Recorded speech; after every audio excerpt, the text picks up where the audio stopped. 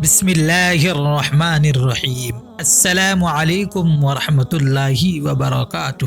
میرے پیارے ناظرین، آج ہم آپ کو سیدنا عمر فاروق رضی اللہ تعالی عنہ کی شہادت اور سیدنا عمر فاروق رضی اللہ تعالی عنہ نے اپنی خلافت میں جو ایسا نظام ترتیب دیا جو آج تک پوری دنیا میں رائج ہے اور دنیا اسے بھلا نہیں سکتی۔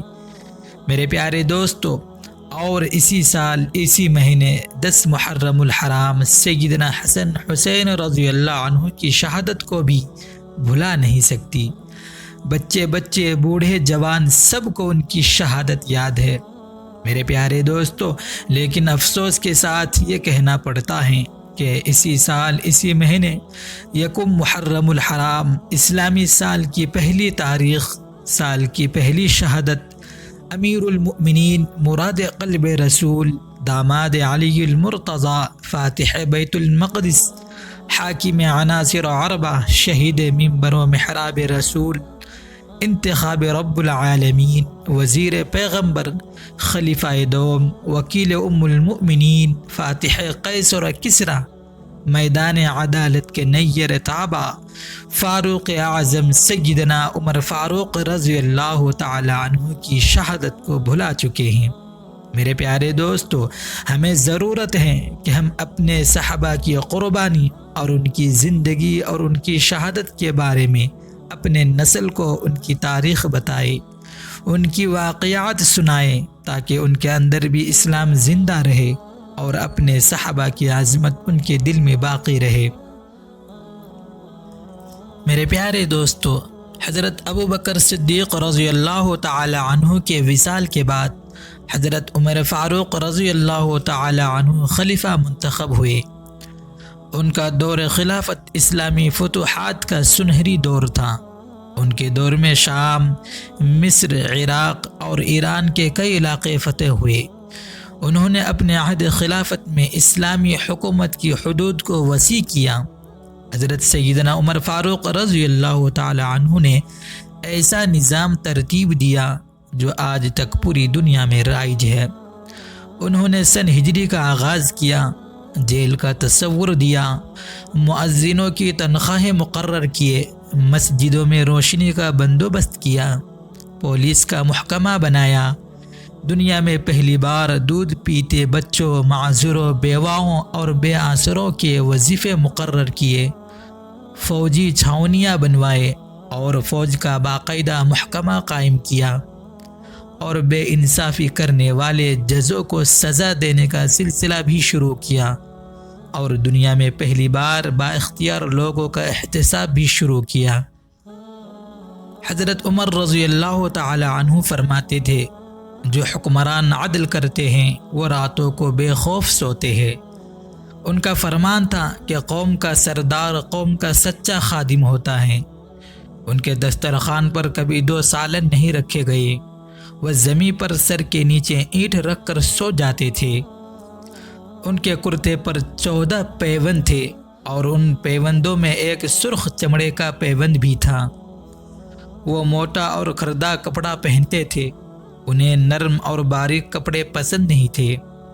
آپ رضی اللہ تعالی عنہ جب کسی کو گورنر بناتے تھے تو اسے نصیحت فرماتے، کبھی ترکی گھوڑے پر سوار نہ ہونا، باریک لباس نہ پہننا، چھنا ہوا آٹا نہ کھانا، دربان نہ رکھنا اور کسی فریادی کے آنے پر دروازہ بند نہ کرنا۔ حضرت عمر رضی اللہ تعالی عنہ کا یہ فقرہ آج بھی انسانی حقوق کے چارٹر کی حیثیت رکھتا ہے۔ مائیں بچوں کو آزاد پیدا کرتی ہے، تم نے کب سے انہیں غلام بنا دیا۔ وہ اسلامی دنیا کے پہلے خلیفہ تھے جنہیں امیر المؤمنین کا خطاب دیا گیا، اور دنیا کے واحد حکمران تھے جو فرمایا کرتے تھے، میرے دور میں اگر فرات کے کنارے کوئی کتا بھی بھوک سے مر گیا تو اس کی سزا مجھ کو بھگتنا ہوگی۔ میرے پیارے دوستو، حضرت عمر فاروق رضی اللہ تعالی عنہ نے اپنے دور میں جس خطے میں اسلام کا جھنڈا لہرایا، وہاں سے آج بھی اللہ اکبر کی صدائیں آتی ہے۔ وہاں آج بھی لوگ اللہ تعالیٰ کے سامنے سجدہ کرتے ہیں۔ ان کا بنایا ہوا نظام دنیا کے 245 ممالک میں آج بھی کسی نہ کسی شکل میں موجود ہے۔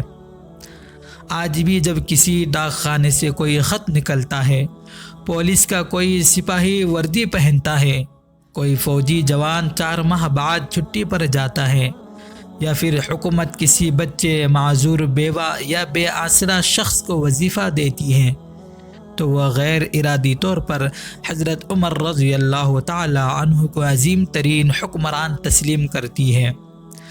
حضرت عمر فاروق رضی اللہ تعالی عنہ کے بارے میں مشرکین بھی اعتراف کرتے ہیں کہ اسلام میں اگر ایک عمر اور ہوتا تو آج دنیا بھر میں صرف دین اسلام ہی نافذ ہوتا۔ لیکن میرے پیارے دوستو، خدا کو جو منظور ہوتا ہے وہی ہمارے نصیب میں ہوتا ہے، اور پورے امت مسلمہ کی نصیب میں ان کی شہادت تھی۔ میرے پیارے دوستو، حضرت عمر فاروق رضی اللہ تعالی عنہ کی شہادت، حضرت عمر فاروق اعظم کی شہادت اسلام کے ان مصائب میں سے ہے جن کی تلافی نہ ہوئی اور نہ ہو سکتی ہے۔